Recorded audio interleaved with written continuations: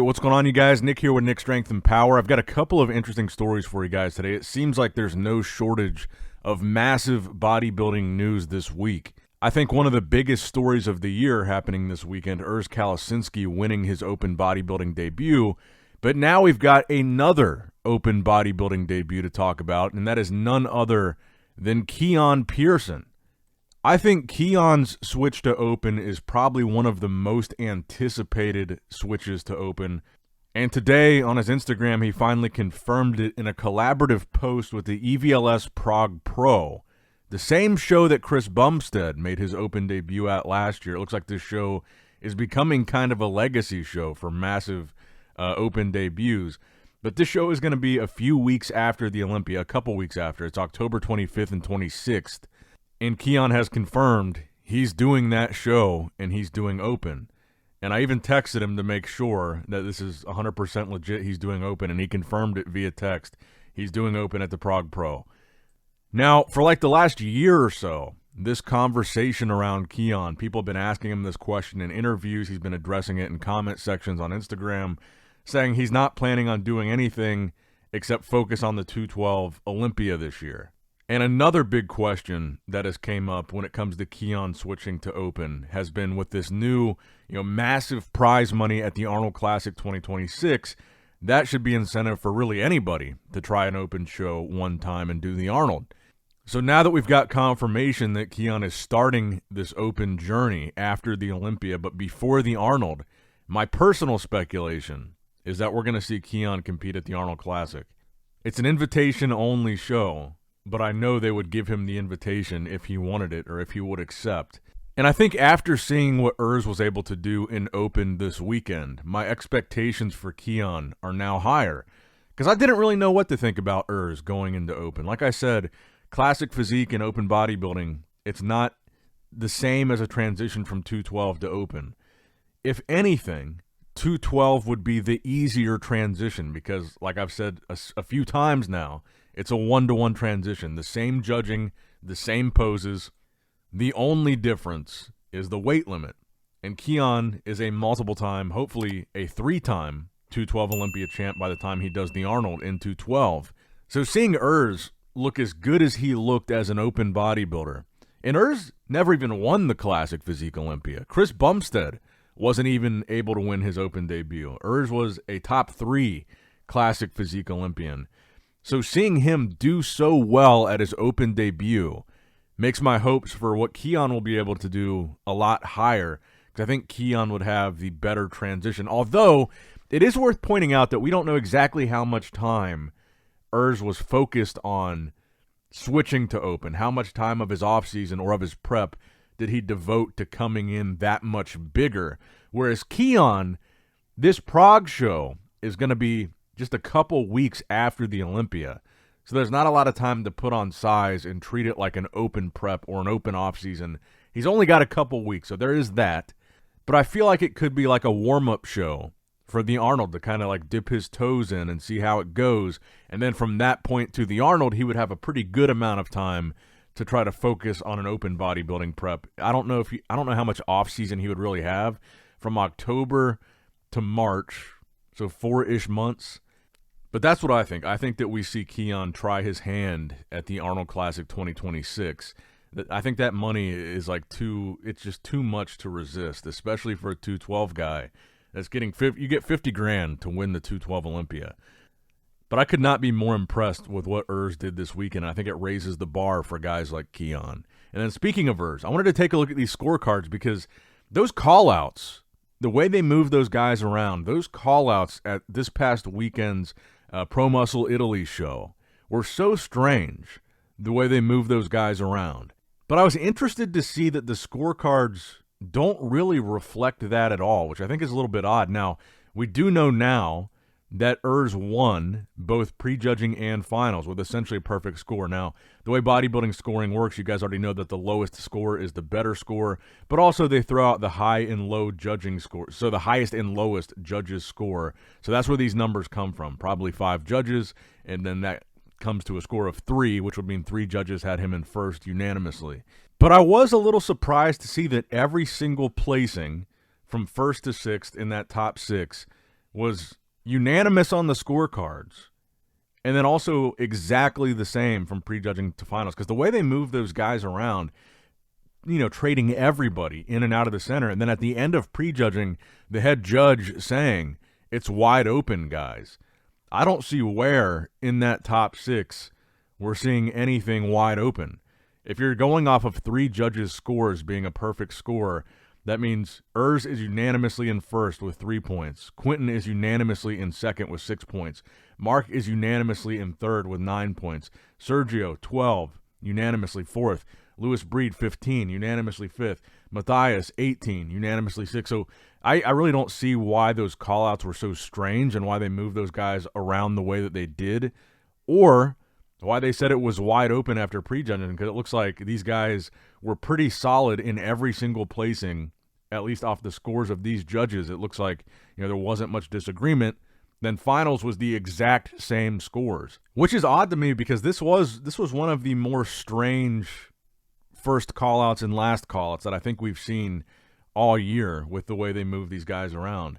But looking at the scorecards, it doesn't look that controversial, and I'm not surprised to see Urs winning prejudging in finals, because after prejudging I had him winning, and after finals it was pretty much confirmed that he was winning, and then he won. So I'm not surprised to see that he won prejudging, because that's what I thought happened after prejudging, but they made it look like maybe that wasn't the case with how many guys they moved into the center there. And frankly, right after prejudging and right after I posted my prejudging video, I was looking at the comments on my video. I was looking at some of the pictures that were posted on Instagram and then reading the comment sections on the pictures on Instagram from this show. And it seemed like there were more comments about Quinton saying that Quinton had this and that Quinton was winning than Urs. I would say by maybe like a 60-40 margin. Like 60% of the comments that I saw after prejudging seemed to think Quinton was winning over Urs. But according to these scorecards, it doesn't look like it was really debatable or close or a one-point decision.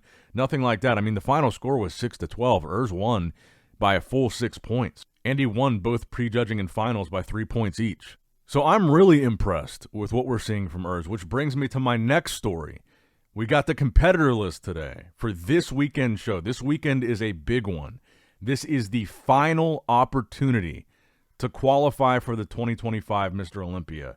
This Europa show in Germany. This is it. This is the cutoff. This is the deadline. There's nothing after this to get to the 2025 Olympia for open bodybuilding in Offenbach, Germany, the Europa Pro. Whoever wins this competition will be the final name added to the Olympia qualified competitor list. So it absolutely looks like we're getting the rematch that we want to see. The competitor list just dropped, and both Urs Kalasinski and Quint Beastwood are on that list. So let me go through that list really quickly for you guys here, and we'll talk about it.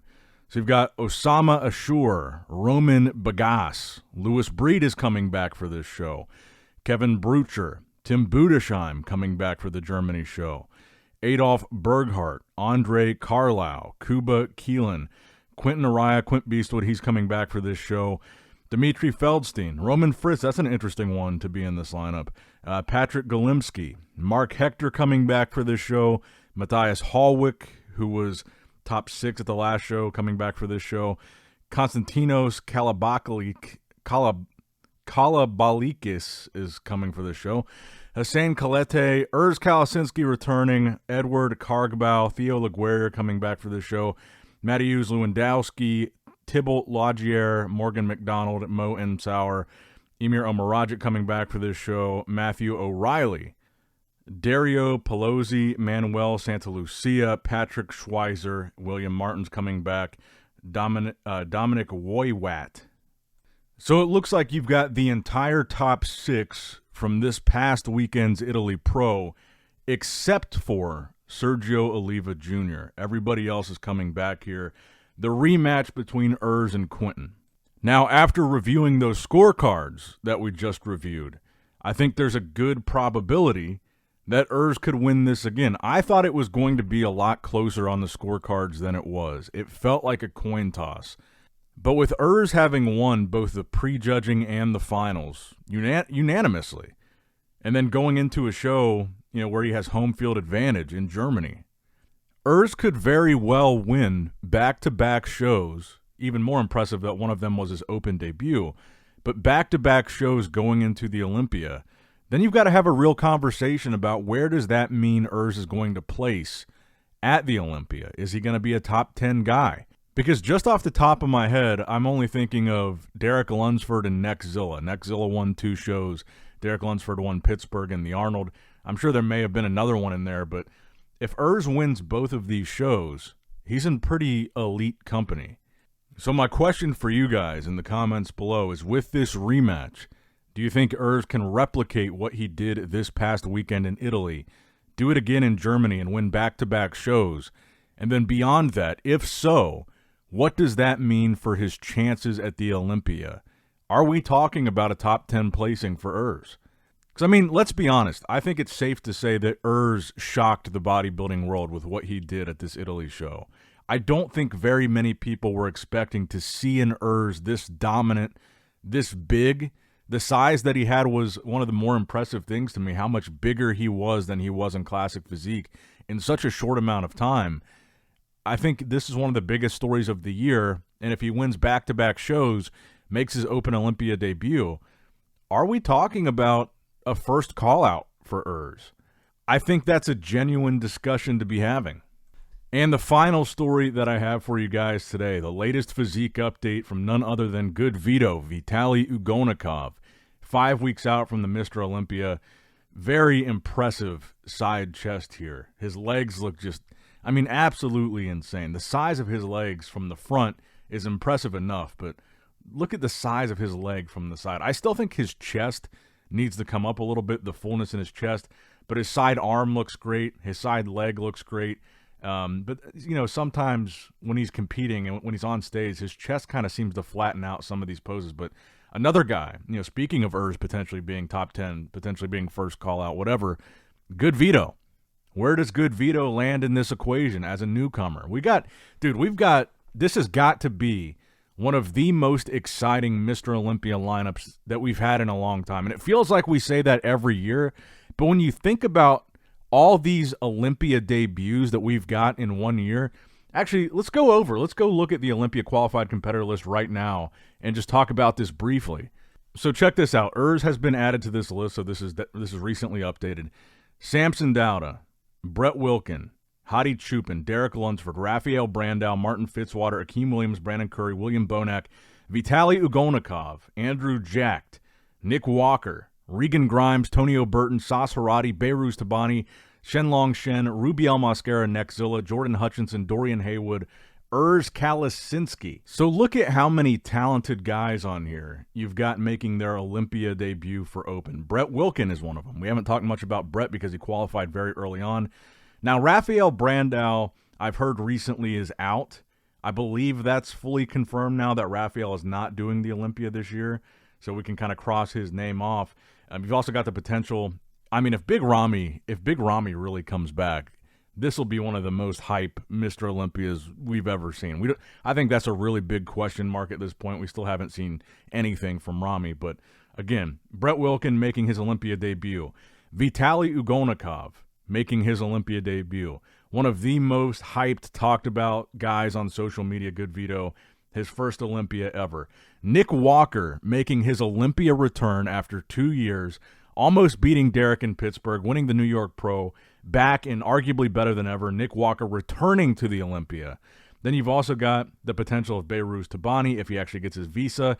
If Behruz gets his visa and he's able to compete in his first Olympia that he's qualified for, you know, for the past 3-4 years, I guess it's been 4 years now, he would be making his Olympia debut after qualifying for years. That would be exciting. Nexzilla, one of the most talked about guys on social media all year long, making his Olympia debut, bringing his best package ever, winning the shows that he won to qualify for the Olympia. Jordan Hutchinson making his Olympia debut. Very impressive wins for him.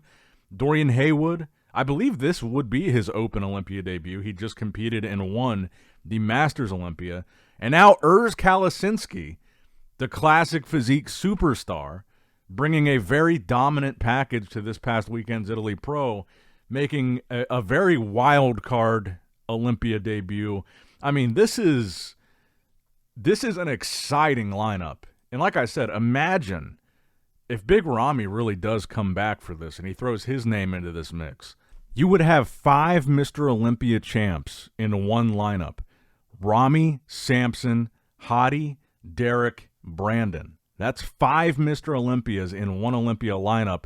Then we just talked about, 5 guys making their Olympia debut, and all of them are really impressive. So 5 guys, so you've got 5, you could potentially have 5 Mr. Olympias in the same lineup, and then 5 guys that are really big names that could really shake up that top 10, top 6, because Olympia debut means they've never been to the Olympia before. So you've got 5 guys that it could mean you could completely throw out the Olympia placings from last year, because these guys could be permeating all of those placings. That's what makes this so interesting. I mean, a lot of what you think about going into any given year's Mr. Olympia, when you think about predictions, when you think about what's going to happen, you look at what happened last year, and you've got 5 massive names now that weren't even there last year and have never been there before and could make a huge impact. Nick Walker, I think, included in that. He wasn't there last year, and I think he's going to throw a wrench into those placings from last year as well. So I think what makes this so exciting is you could find yourself having a top 10 this year in 2025 that looks absolutely nothing like it looked last year. Now, personally, if I'm being totally honest, I think Urs could probably crack the top 10. I think top 6 for Urs would be a little bit of a stretch. I really think he needs to bring up his back, the width, the detail. He's probably going to need to bring up the size of his arms if we're going to be talking about Urs potentially in the top 6. But, I mean, I think you could see him shaking up the top 10. I think you could see him in the top 10 for sure. The conditioning, I mean, Urs just, there's no other way to say it. He absolutely nailed this version of his physique that he brought to the Italy Pro.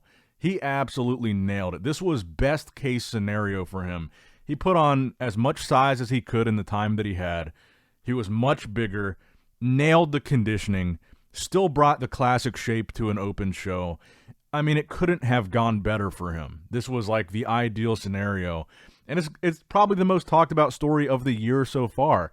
The video that I did recapping the Italy Pro yesterday has over 250,000 views. That's typically, most shows don't ever get those kind of views unless they're the Olympia or the Arnold.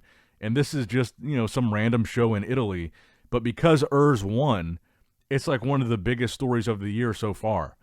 I think that open bodybuilding is a lot more niche than people think it is when it comes to like watching, the viewership on, any given random show that's an Olympia qualifier. That's not like a big name show. You're probably lucky to get over 100,000 views on any of those shows, because the viewership that's that dedicated really isn't that big. So for a video of a random European show to get that many views because Urs won, that is like the proof of how big of a deal Urs winning is. People are hyped about this. People are excited about this. This is something people are going to their local gyms and talking to other people about. Did you see what Urs did this past weekend? So talking about Urs's potential at the Olympia, I think, is a massive story. But anyway, this video is getting a little bit long, so I'm going to wrap it up here. But let me know what you guys think in the comments down below. Make sure you like the video, subscribe to the channel, click that bell notification icon if you have not already. And as always, I love you guys, appreciate you guys. Nick Strength and Power signing out.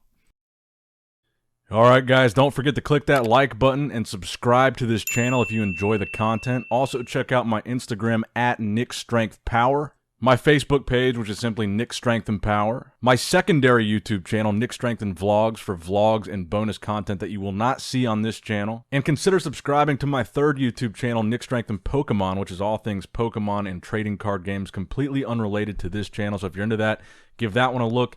And all links to merchandise and social media will be in the description box below. If you guys want a Nick Strength and Power t-shirt, that will be in the Shopify link below. Have a great day.